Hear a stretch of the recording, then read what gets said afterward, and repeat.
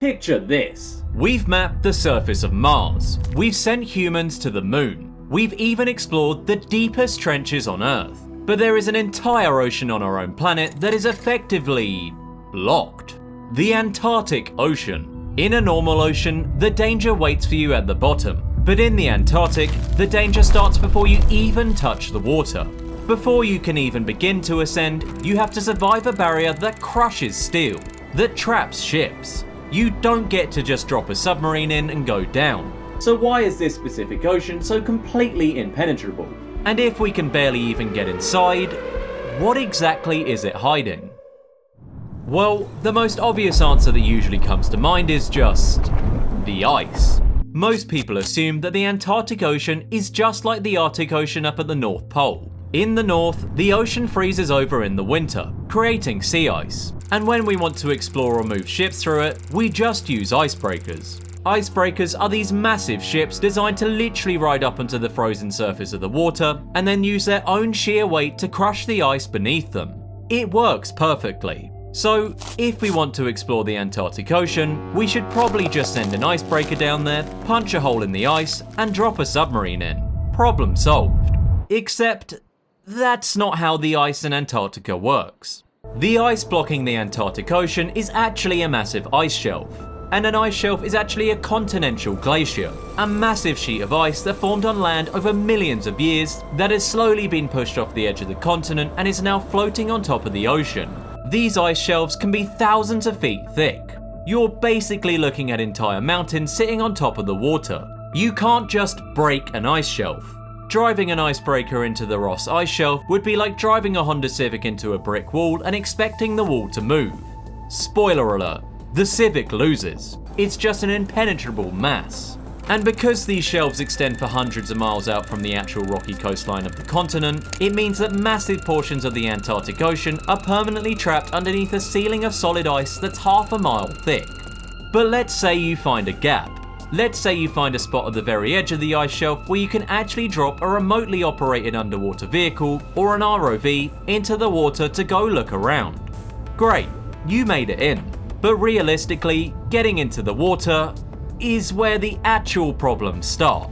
The water underneath the Antarctic ice shelves is literally super cold. Normally, water freezes at 32 degrees Fahrenheit or 0 degrees Celsius. But because the Antarctic Ocean is so salty and under so much pressure, the freezing point of the water just drops. This means the water can drop below freezing temperatures while somehow still remaining a liquid. And this is terrible news for human technology. When you drop a state-of-the-art ROV into super cold water, the extreme cold literally starts shutting it down at a chemical level. First, the battery life just vanishes. And not just, oh, my phone is at 10%, so I need a charger. It's just gone. Cold temperatures drastically slow down the chemical reactions inside batteries. A power source that was supposed to last for 12 hours might completely die in 45 minutes. Then, the hydraulic fluids that control the robotic arms and the steering mechanism start to thicken. They turn from a smooth liquid into a useless sludge, meaning the robot literally cannot move its own parts. And worst of all, the metal itself changes. In these sub-zero temperatures, the steel and titanium used to build these machines becomes incredibly brittle. A robotic arm that can normally withstand thousands of pounds of pressure might just snap clean off if it bumps into a rock too hard. You bring a multi-million-dollar robot down there, and the ocean basically just turns it into a very expensive paperweight. But losing a robot is one thing. What happens if a human actually goes down there? So, I know the question all of us here at Beyond the Blue are thinking. What would actually happen if you were scuba diving near the edge of an ice shelf, and you got lost underneath it? Even if you're wearing the best dry suit on Earth, your body is instantly shutting down. The super cold water drains heat from your body up to 25 times faster than the freezing air on the surface would. Your body basically panics, pulling all the blood away from your arms and legs to protect your vital organs. Within minutes, your hands become completely useless. You wouldn't even have the motor function to operate your own dive gear. And the physical cold is only half the problem. If you look down, you just see a bottomless void.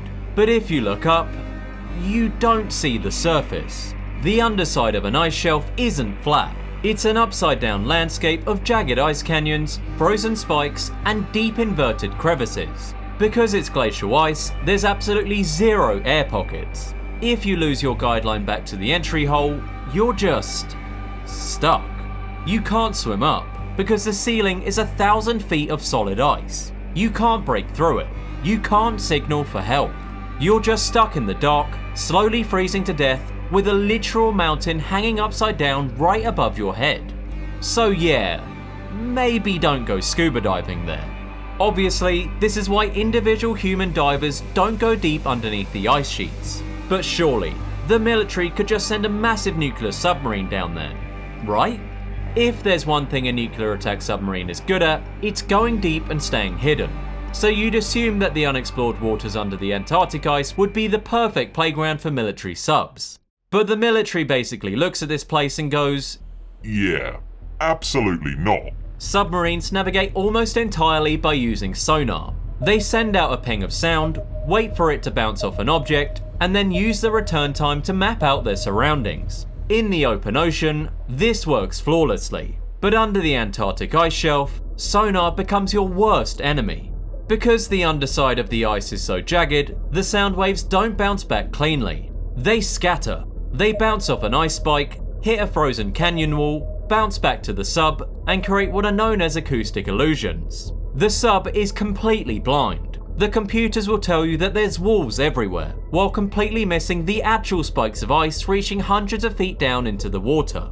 And because the ice shelf is constantly shifting and groaning, massive chunks of ice the size of skyscrapers can suddenly snap off and sink underwater. A submarine could navigate into a clear channel, only for a massive block of ice to shift beneath them, completely blocking them in. If a submarine gets trapped under the ice shelf, there's no rescue mission. They can't radio for help through a mile of ice, and they can't blast their way out with torpedoes. They just disappear. And the ice isn't the only thing moving around down there.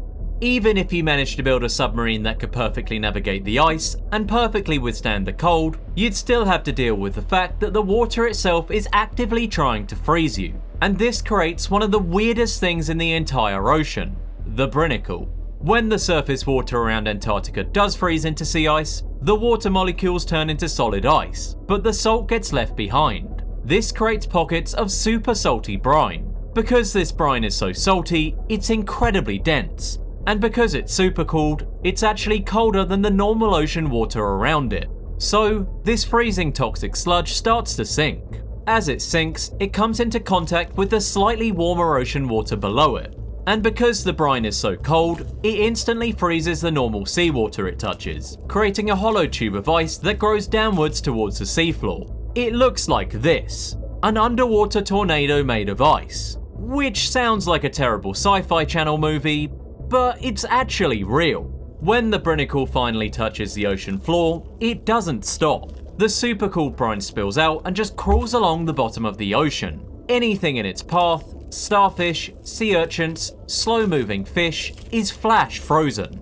It's essentially a frozen pipe of toxic sludge that reaches down from the ceiling and flash freezes everything it touches. And if an ROV or a small submersible submarine happens to get caught in the path of a rapidly forming Brinicle, the supercooled brine will freeze the water inside the machine's thrusters, completely locking it in place. But even if you avoid the Brinicles, you're still racing against a non-negotiable deadline.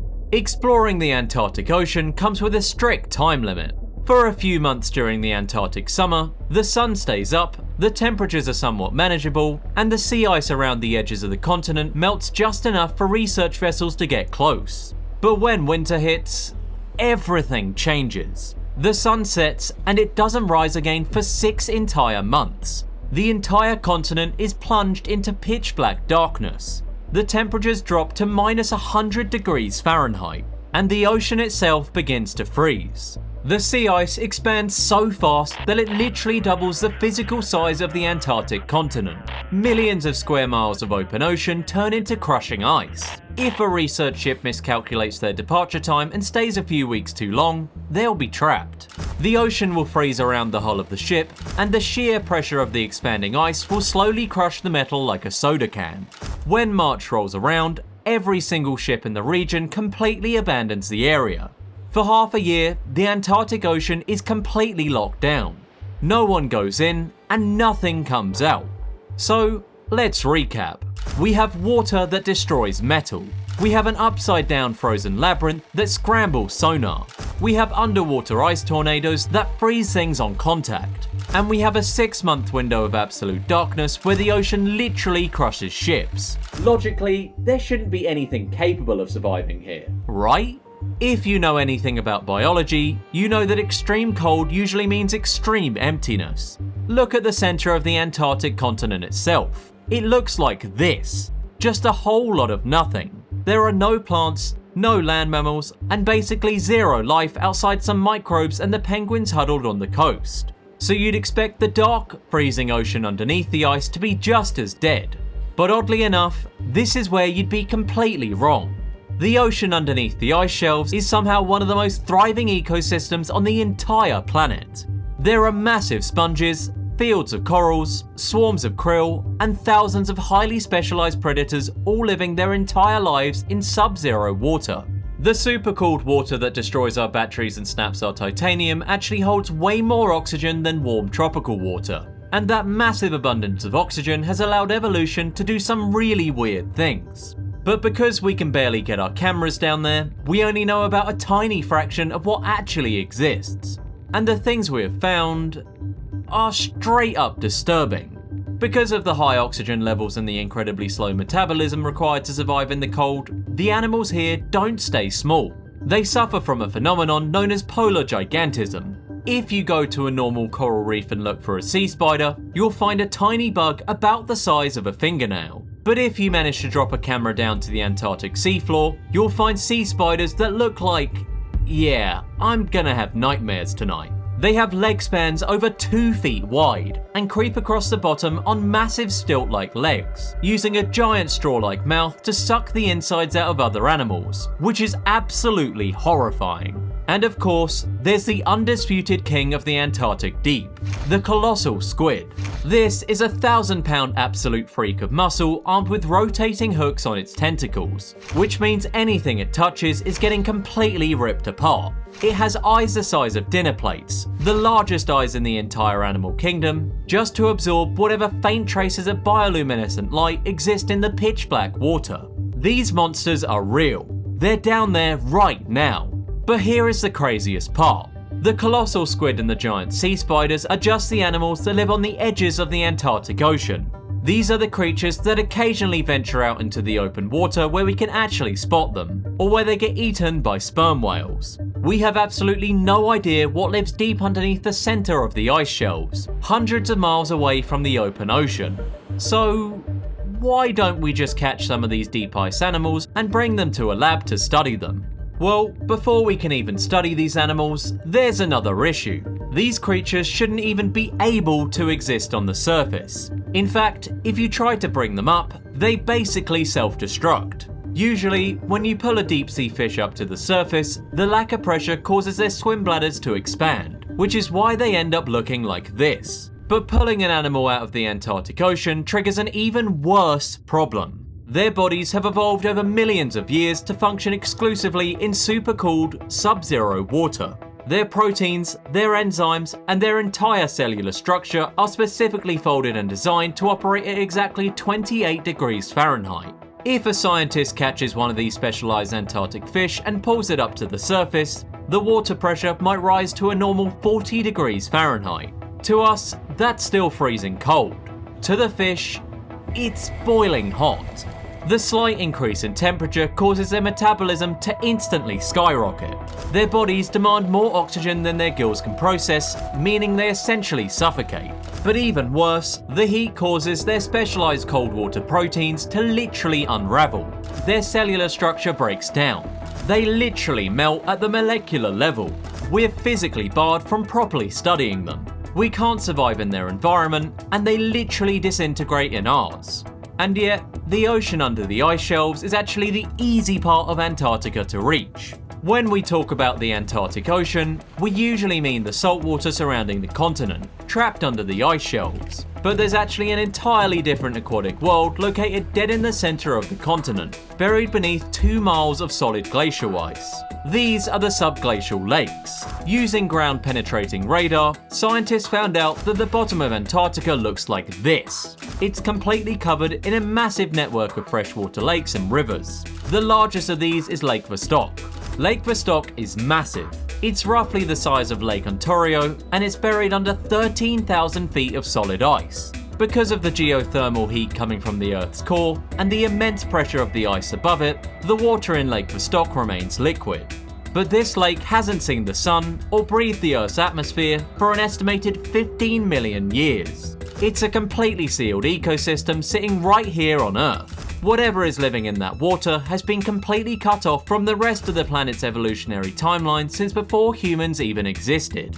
It's honestly kind of a time capsule. And the crazy part is, we actually have the technology to drill down there right now.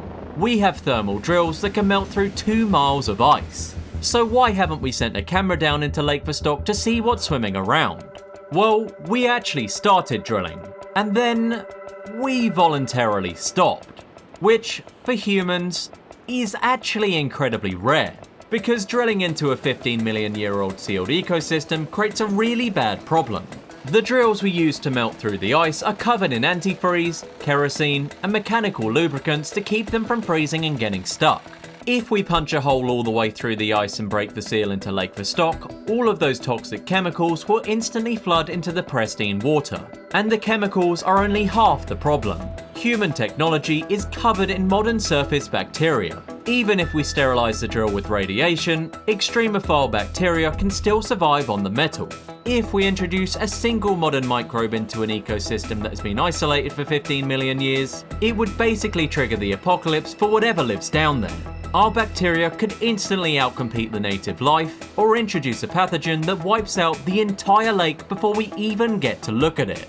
We're literally choosing not to explore the most fascinating bodies of water on Earth simply because our very presence would destroy them.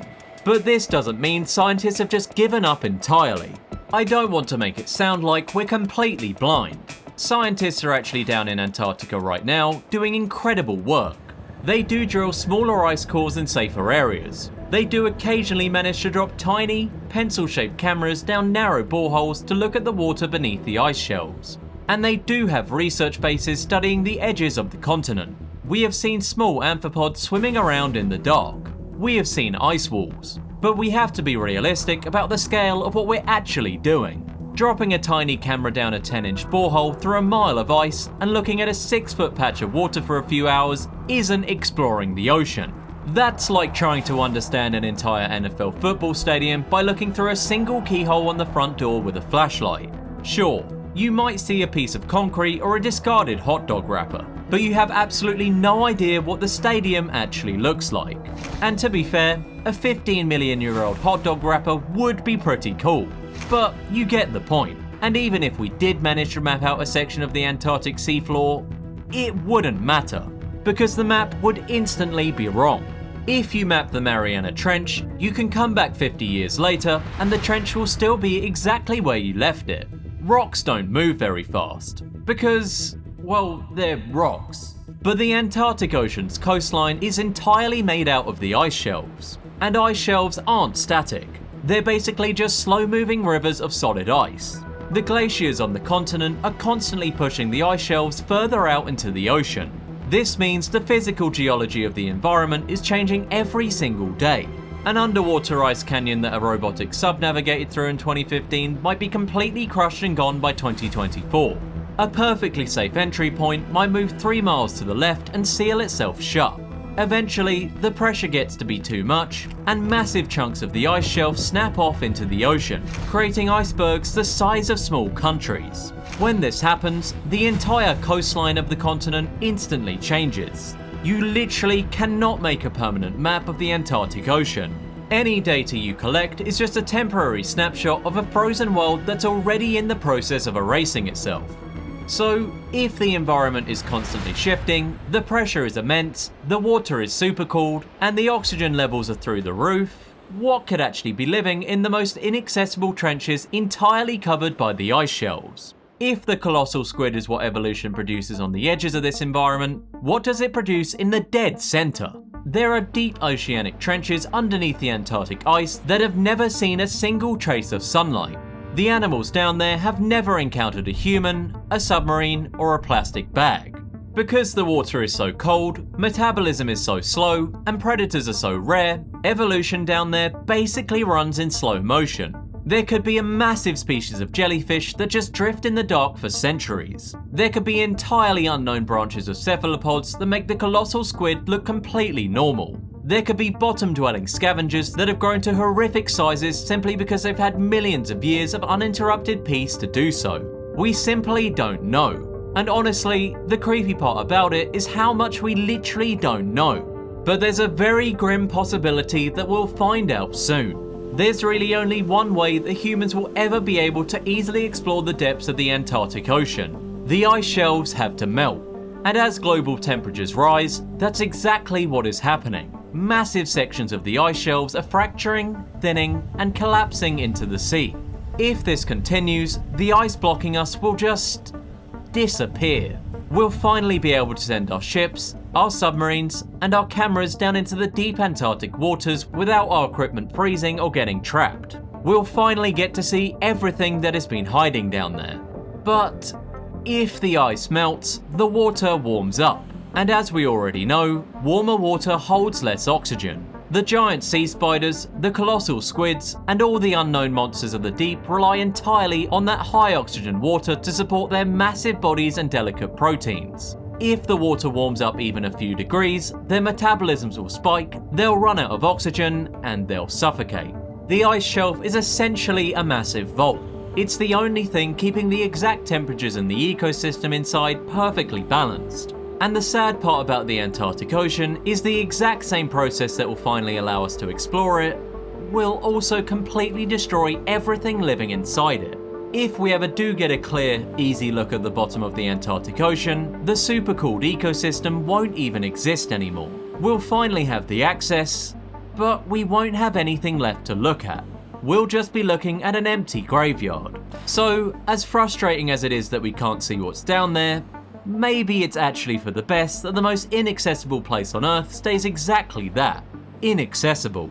But anyways, I'm personally completely fine leaving those giant sea spiders down there in the dark forever.